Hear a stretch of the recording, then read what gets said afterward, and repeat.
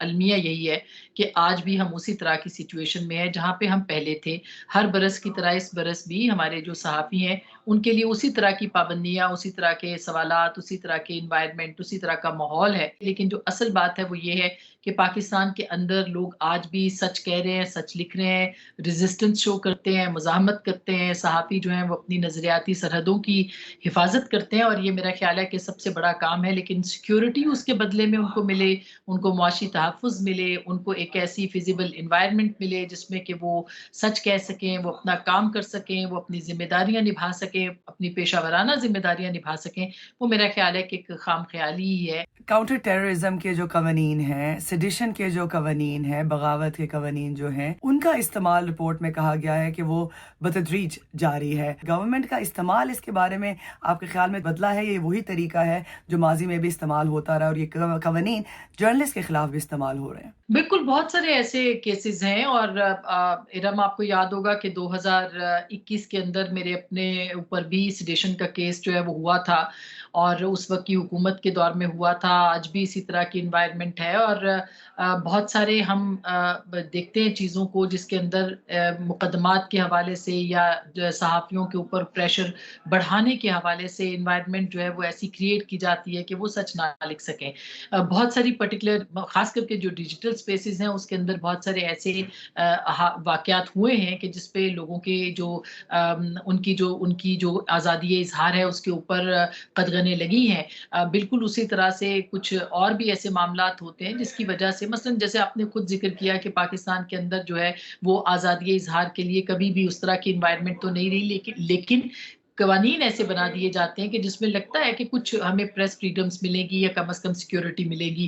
ایک طرف جو ہے وہ تحفظ کا، صحافیوں کی زندگی جو ہے اس کو محفوظ بنانے کے قوانین پاس ہوتے ہیں، تو دوسری طرف جو آپ دیکھ رہی ہیں کہ اسی طرح کے معاملات کے اوپر آج بھی وہی چیزیں ہیں. جس طرح سے غداری کے مقدمات ہو جائیں گے، یا پھر یہ کہ ان کے اوپر اور بہت سارے مقدمات بنائے جائیں گے یا ان کو ڈسکریڈٹ کیا جائے گا. بہرحال جو بھی اس وقت جو ہے یا کسی بھی وقت اپنی بات کہنے کی کوشش کرتا رہا ہے ماضی کے اندر بھی، اس کو اسی طرح کے چارجز جو ہیں وہ ان کو سامنا کرنا پڑتا ہے. ہمارے ہاں سیکیورٹی کے ساتھ ساتھ جو معاشی سیکیورٹی ہے وہ بھی ایک بہت بڑا مسئلہ ہے، اور یہ مین اسٹریم میڈیا کے لیے. لیکن اگر آپ ڈیجیٹل سپیسز کی طرف جائیں تو وہاں پر یہ مسئلہ آپ کو شاید نظر نہیں آئے گا. اس کے علاوہ بہت سارے مسائل جو ہیں وہ آپ کو نظر آئیں گے.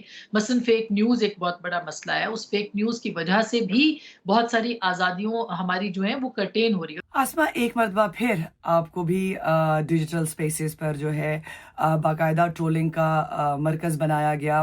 آپ نے 2 سال ایک کیس لڑا، وہ آپ جیت بھی گئیں، لیکن پھر سے پولیٹیکل پارٹیز جو ہیں، چند پولیٹیکل پارٹیز جو ہیں وہ آپ کو نشانہ بنا رہی ہیں اور آپ کو آن لائن ہراس کر رہی ہیں، جس کے بارے میں ڈیجیٹل رائٹس فاؤنڈیشن نے بھی کہا، اور اس کے علاوہ بین الاقوامی تنظیمیں بھی اس پہ بات کر رہی ہیں. تو کس طرح سے ایک جرنلسٹ کی انٹیگریٹی اور اس کی سیفٹی کو تھریٹن کر سکتا ہے؟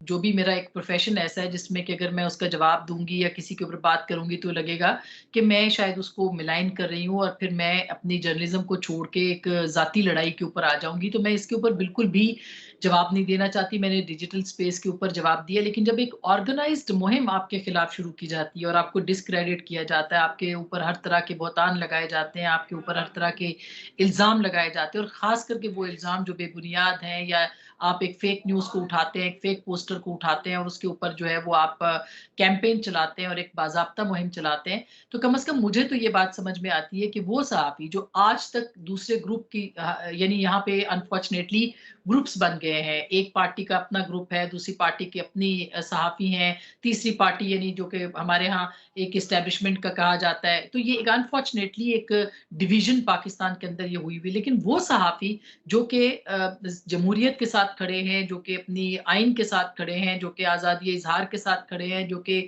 ہیومن رائٹس کے ساتھ کھڑے ہیں، اور وہ کسی پارٹی کا حصہ نہیں ہے، ان کو پش کیا جائے ٹورڈز دا وال. جب خواتین صحافیوں پہ اٹیک کیا جاتا ہے، اس کی نوعیت کس طرح سے مختلف ہے اور وہ کتنا خطرناک ثابت ہو سکتا ہے؟ اس فیک نیوز کے کاروبار کے اندر یہ جو کیریکٹر اسیسینیشن ہے، اس کے کاروبار کے اندر باہر بیٹھے ہوئے یا اندر بیٹھے ہوئے جو بھی یوٹیوبرز ہیں یا جن کا ایک مخصوص سیاسی جماعت سے تعلق ہے، وہ اس کے اوپر ڈالرز کما رہے ہیں، لیکن وہ ٹارگٹ عورتوں کو کر رہے ہیں.